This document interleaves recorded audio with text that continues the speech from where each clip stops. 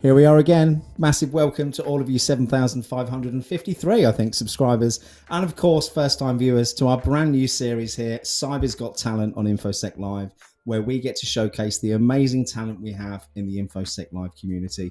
And today I'm joined by one of the community's biggest contributors, a positive force of support for all of our community in infosec.live. It's Itza White. But before we bring her on, I'm Simon, the founder of the infosec.live community, and by sharing stories and best practices over the last few months, it's led to over 100,000 views here on YouTube, thanks to all of you amazing subscribers.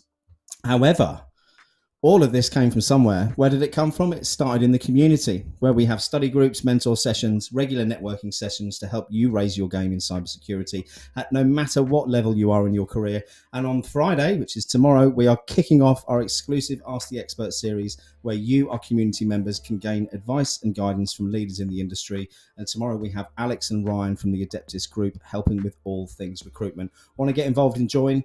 Just give that a scan there. I will drop a link in to join later on for those of you who are averse to QR codes. Again, if you'd like to support the wider InfoSec Live community, or indeed buy me a cheeky decaf coffee, we do have a couple of ways you can show your appreciation right here on our YouTube channel. Firstly, 3 tiers of membership, allowing you to show your support in any way that you can, and super stickers in the chat, allowing you to show your support live during our streams. And I want to take a moment to say a massive thank you to our latest pro member here on the channel, Suri. Suri, thank you so much for joining, and thank you for your continued support. It really, really does mean a lot. But whether you join or not, being here and engaging with our content is what it's all about. So if you're watching this live, please do like and subscribe. We want these events to be as interactive as possible. So please make sure you drop any questions in the chat. Okay, time for Simon to stop rambling on and get to the exciting part. It's time for the show. Let's bring Itza on.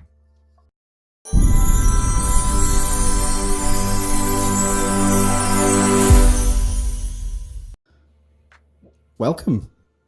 Hi. Welcome. Hi. And can I just start, before we get into anything else, to publicly state how thankful and appreciative I am, and I know how many other community members are, for your support over the last few months, Itza. So thank you before we go anywhere. It's been an amazing journey so far. It's been amazing to watch, and I'm super excited to let you showcase that on the channel today. Before we start digging into things, let's give our audience a little bit of background about you. Where do you come from? How have you ended up where you are now? And then we're going to dig into what's happened since you've been in the community and what you're doing now. Sure. So I was born in a small town in Mexico, southern Mexico. And then my family immigrated to the US. I think I was 8 years old. So, from there, normal upbringing. My mom essentially was a single mother. So my siblings and I really learned to, have each other's backs, and really, we only had us to rely on. And so, as any first generation immigrant will tell you, we were translating documents when we were supposed to be learning fractions, grew up way too fast. But how many brothers and sisters have you got? So I have 3 brothers, 2 sisters. Lovely. So you're one of 6, yeah? Yes. Yeah. I've got 6 children, so I can feel that. Yeah. So yeah, it was a lot of fun growing up with them. Each of them, have their own special talents for sure. They're those people that I look up to for pretty much the path in my life. But yeah, after once I got into the workforce, I joined a retail, and I started my tech skills there. Troubleshooting phones, all of that. Um, I was with Sprint for about 6 years, Yeah. and then came the merger with T-Mobile. So a lot of my role kind of was dissolved, and then decided to make a switch. Same thing, retail sales, and then the pandemic hit. So then my career trajectory kind of went a little bit different again. They put me in a role where kind of sales was the end goal and not really the people, Yeah. which didn't really work for me. So yeah, that's when I decided I really needed to kind of change some things. So I And really how started long to. ago was that? That was about 3 years ago. Yep, Yeah. yep, So 3 years. what did you do? What did you do to start that change? So, I was talking about my siblings, and my older brother, him and I have been very, very close since we were little. He's about 3 years older than me, Yeah. and he always tells me this. Where do you want to be in a year from now? Because if you don't do what you say you want to do, a year is still going to come and go, and you're going to Mhm. be in the same positions. So, I kind of took his advice, looked into something that I always wanted to do, which was get into tech. Went to one of those boot camps that Yeah. I think, and it was 3 really, really tough 3 months to kind of transition. Went through certifications, got some hands-on experience, and then that's kind of how I shifted into tech. It's nice to hear a positive bootcamp experience, and I'm quite bad for moaning about them all the time, but it's important to keep that into context that many people do progress well through boot camps, but it's not you pay your money and you succeed, right? It's you pay your money and you do everything you can to make that work. I For think, sure. yeah, Yeah. is the difference. Yeah, I think it was my second day of the boot camp. I turned to my partner Jason, and I said, I can't do this. It's too much. It's too much to learn. I waited too long to do this. But I think he's one of the main reasons why I made it through the journey. I think everyone just needs that person to tell them, like, I'm here, you can do this, and if everything fails, like, I'm still here. And I think And you've kind of answered one of the questions that came up in here, and I'm going to go back to Justin's in a second. Let me move you to the top so you don't get cut off. There we go. Suri, great to see you here. Suri actually attends the university closest to my house. It's lovely to have a member in the infosec.live community geographically close because we're all spread all over the yeah, world. But she asked, did you have a mentor when you started, or did you proceed by yourself? And I think the thing I'd like to add in there is mentors come in lots of different shapes and sizes, and it doesn't necessarily have to be an industry mentor that can make the difference. And yeah. from my point of view, having more than one mentor is a very good way to go to get different viewpoints from different people. So apart from your brother, did you have a mentor? Um, no, I did not.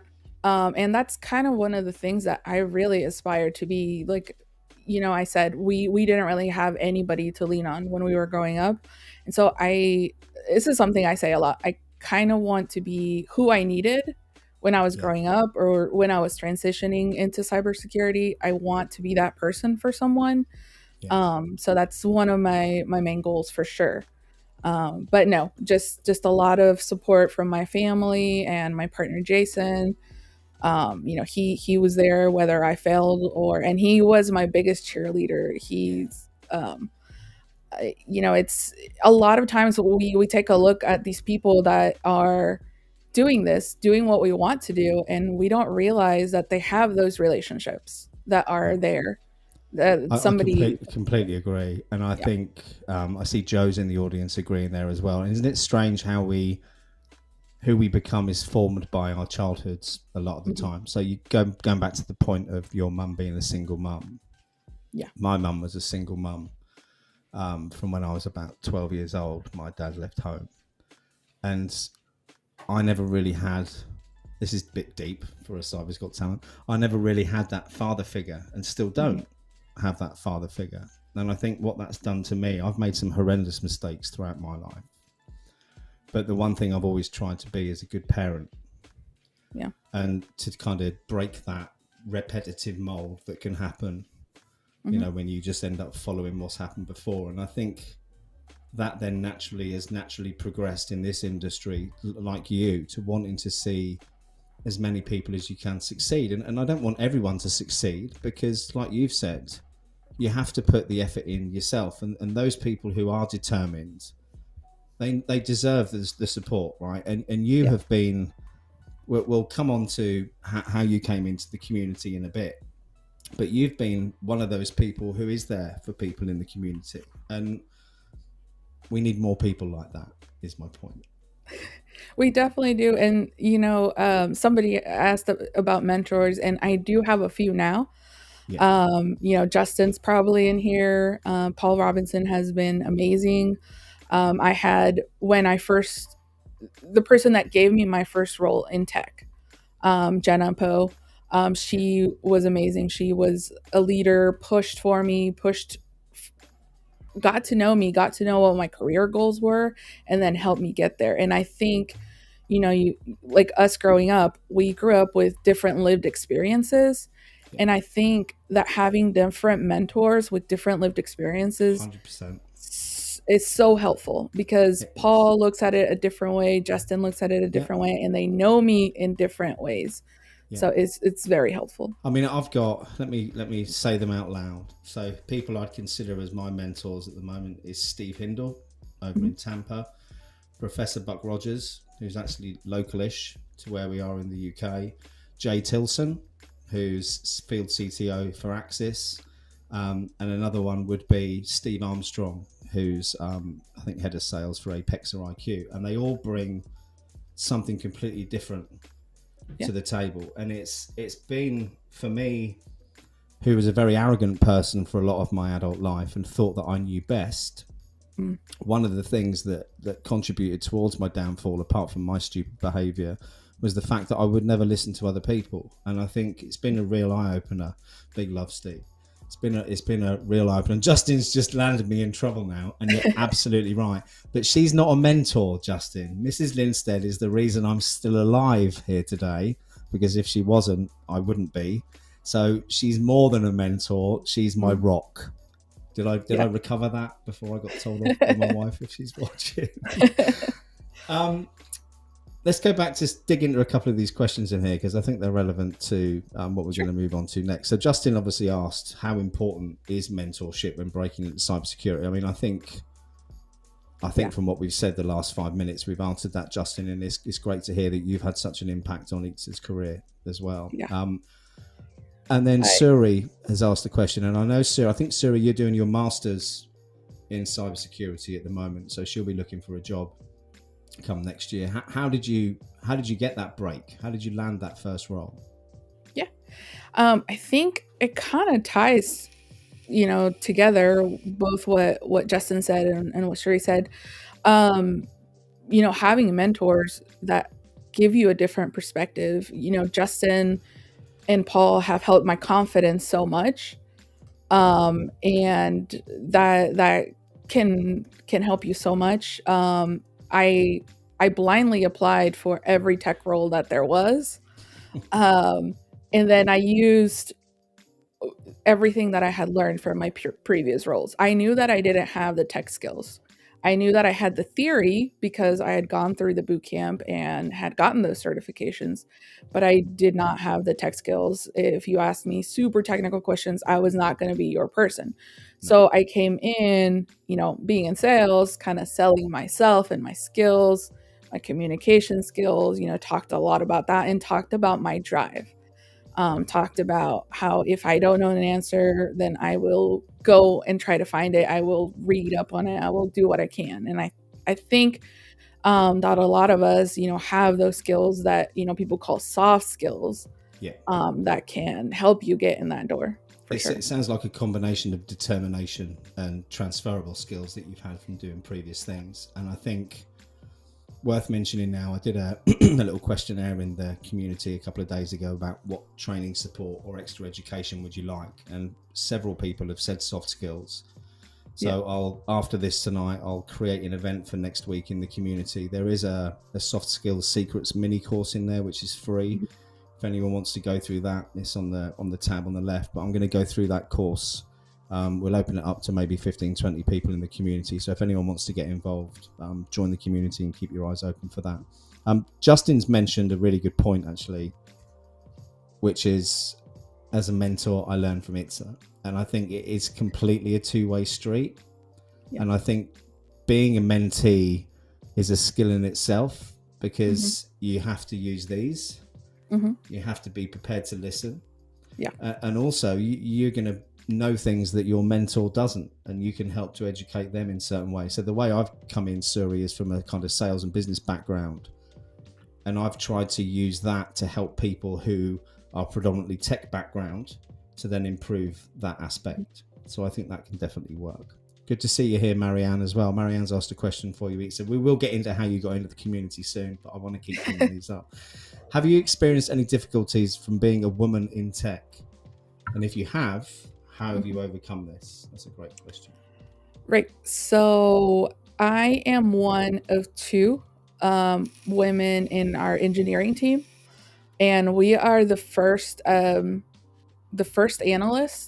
in the company's history. So it's definitely, the gaps are still there.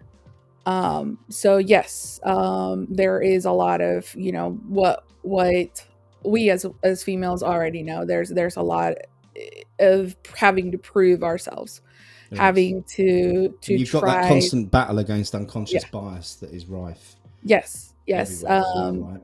Yes, especially when you're in the tech field, that's definitely something.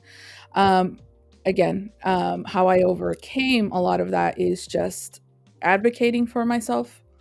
Kind of a lot of my life, I just kind of had that mentality, like, okay, I will come in, I will work very hard. They will see that I work very hard, and that'll be enough. But I found that as a woman, especially a woman of color, like, you have to do a little bit more. You have to not brag on yourself, but you have to believe in yourself.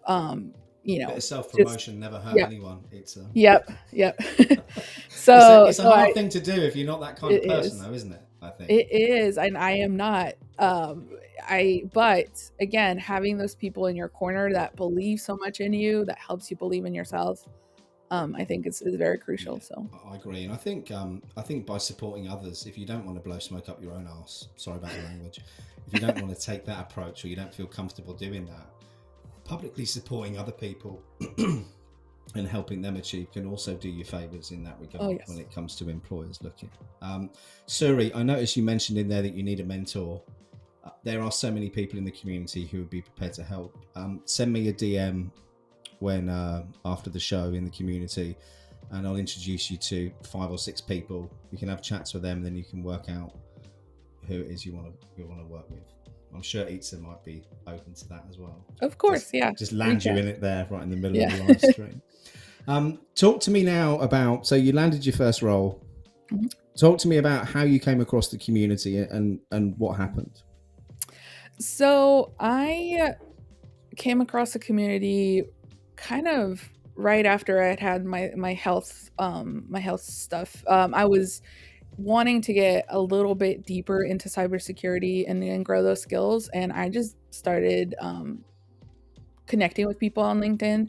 I'm not really sure how I saw, but I joined your first event that you had, where you had a lot of people come in, a lot of experts come in, and it was a full day event. Oh, was it the one on the space station? Yes. Yeah. Okay. So that was my first time, and just seeing all the avenues, because we came in, we all think we want to be pen testers, and you just had so many people in there that just had so many different perspectives, and it kind of lit that fire again. And I joined the community. I joined to learn to, like I said, I didn't feel like I really had anything to offer the Yeah, community. I felt like a newbie, but it's, we all it's have not the something. case. Yeah. Yeah, and I think I think that self-belief is the fundamental part of what I want infosec.live to be all about. It's giving people the confidence to believe in themselves and being able to take those next steps, isn't it? 100%. Yeah. Talk to me about your career goals. What's next for Itza? Well, so short term, I want to keep building my skills, keep advancing so that I can create more seats at the table. Yeah. I want to, Paul always says, send the elevator down. So I may not have the 20 years experience yet, but I want to be able to pull that seat up for the next person. Long term, I really love GRC. I love Blue Team. I thought So you just wanted to be a pen tester. yeah, I have learned I don't want to be a pen tester. Well, let's just stick on that for a moment. Yeah. So, what was it that got you excited about being a pen tester? Why did you think you wanted to do that role? You always see TV shows that, they're breaking into stuff, they're doing all these cool things. I do have a couple black hoodies. Yeah. It's blue, but it's nearly Yeah. there. Yeah. Yeah, but it's a lot. It's a lot for entry level.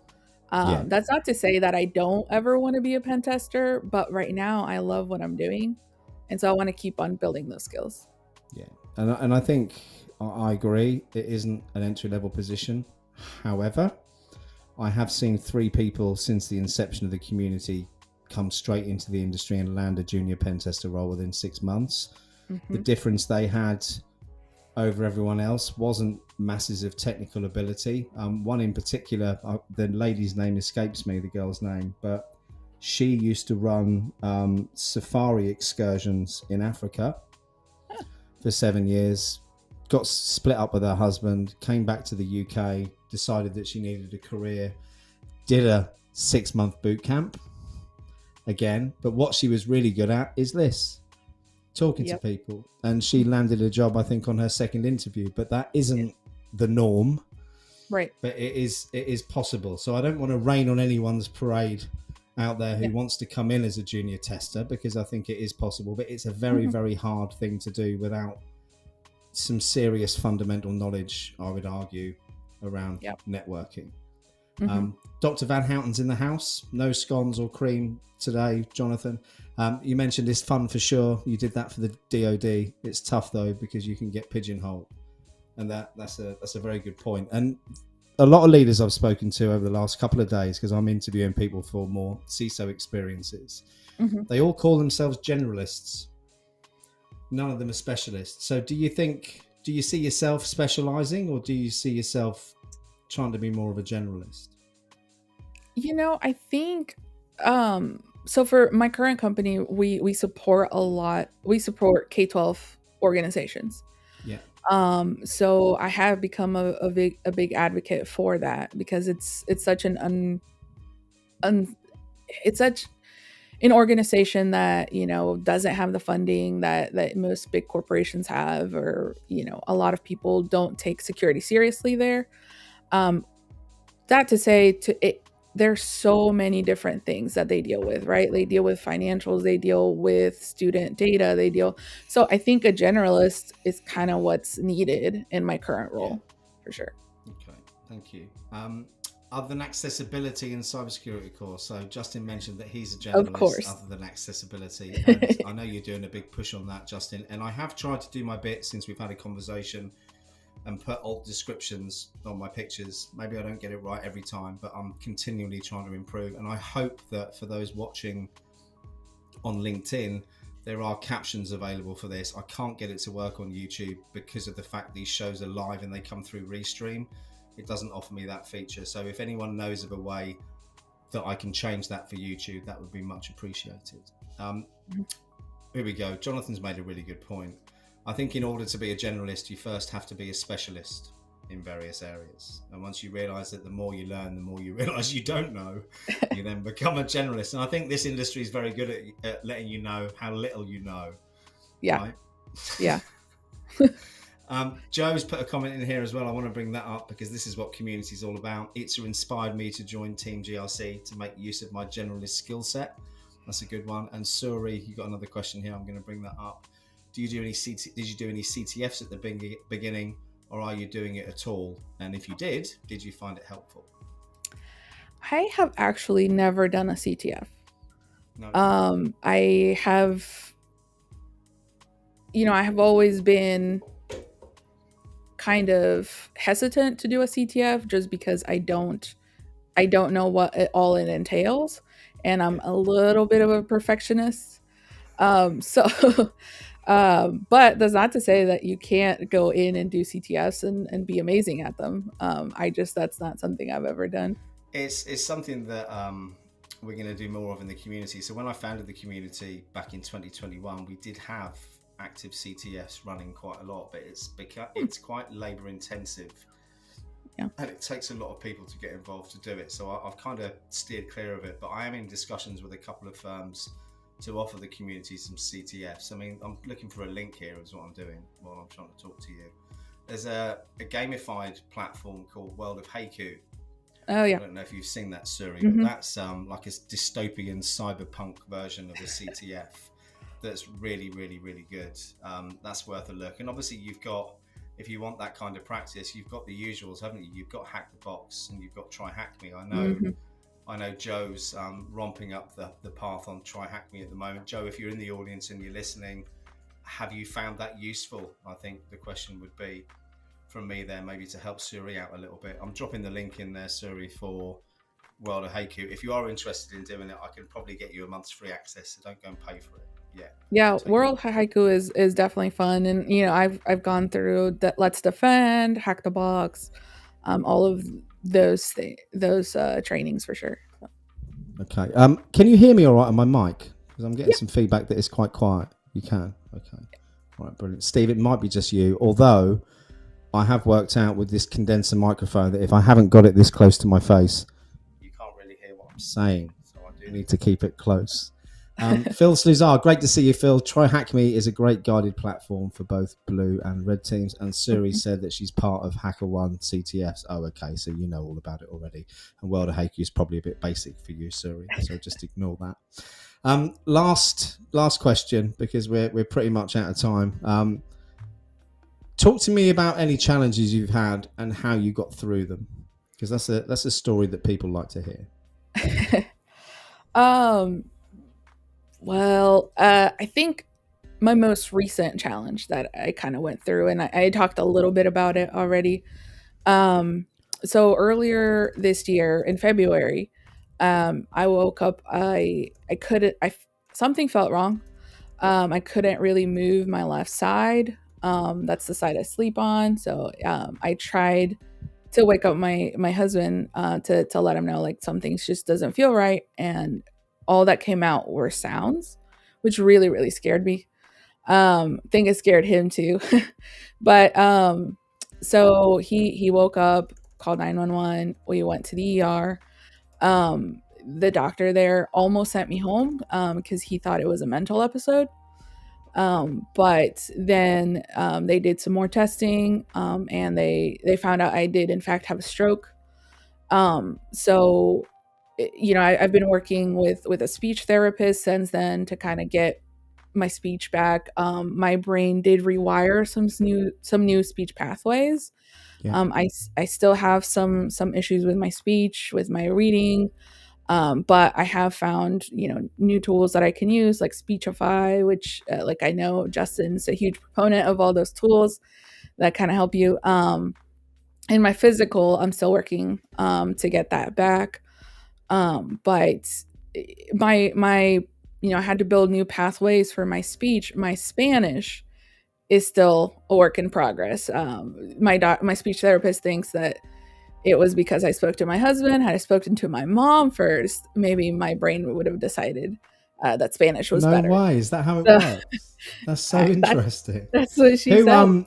who got you through that very challenging time? Are we doing a shout out to your husband here by any chance? Oh, for sure. I'm not sure if he's on here because he's at work, but he's amazing. He's everything that you'd want in a partner. Like I said, he believes in me more than I believe in myself. Yeah. For sure. So, but yeah, he was my rock. My mom, she lives with us. She was also here, supporting me, feeding me. So yes, That's what mums are for, right? yes. That's what mums are for. Oh, it's a thank you so much, and thank you for sharing that. You've battled back from that fantastically well, and I think everyone would agree who's watching this today. There's no sign of any problems with your speech during this discussion. So whatever it is you're doing a very good job at it. Any Yeah. final words for those looking to break into the industry before we wrap things up and I go and have my chicken and Yeah. chips for dinner? Yeah. So, like I said, going through that, it kind of scares me to think like to be at the end of my life and say like I wish I'd had the confidence to do that, to try that. So while we're here, while we're breathing, while we're able to, just um, take that leap and surround yourself with people that believe in you. If you need somebody to believe in you, reach out to me, to our community. There are plenty of us that will help you. And keep striving. I know that there are a lot of people that are trying to break in that get discouraged because it is a hard road, Yeah, but it's definitely a road worth traveling. it is 100%. Are you okay if I bring up your LinkedIn Yes, yes, link please here? share. Yeah. So if anyone wants to connect with Itza, please use the QR code below. If you don't want to use the QR code, I'm going to drop your link in the chat, because I know as an industry we're a little bit averse to using QR codes. Hold on 1 second. This is We are me. cybersecurity folks, right? That is true. And this is me at nearly 50 years old trying to multitask, which clearly isn't going very well. Joe's mentioned your past shows you're a fighter, your present you're a fighter, and your future you're a fighter. This is amazing, and I think we all agree with that. Marianne, thanks for tuning in. Suri, everyone in the audience, thank you so much. Itza, it's been an absolute pleasure. Thank you for sharing all of that with me today, and I hope to see you in the InfoSec Live community soon. I will be around. For those tuning in, tomorrow we have a couple of sessions. We have one on YouTube at, I believe it's 2 p.m. UK time tomorrow, where we have Steve Hindle and Paul Dunlop. Steve Hindle's a CISO, Paul Dunlop it specializes in fraud, and we're going to be unpacking the recent announcement by the SEC with regards to the SolarWinds CISO and talking about the ramifications of corporate responsibility in general, and trying to educate people. I won't be, I'll just be asking questions, educating people as to what it is they should be looking out for. And then in the evening, exclusive to the InfoSec Live community, you have to join us for that one. It's the Ask the Experts with Alex and Ryan from the Adeptus group. So it'd be great to see you there. But everyone, have an amazing evening. I hope you have a great evening too. And we'll see you all very, very soon. Take care. Thank you. Bye. Bye.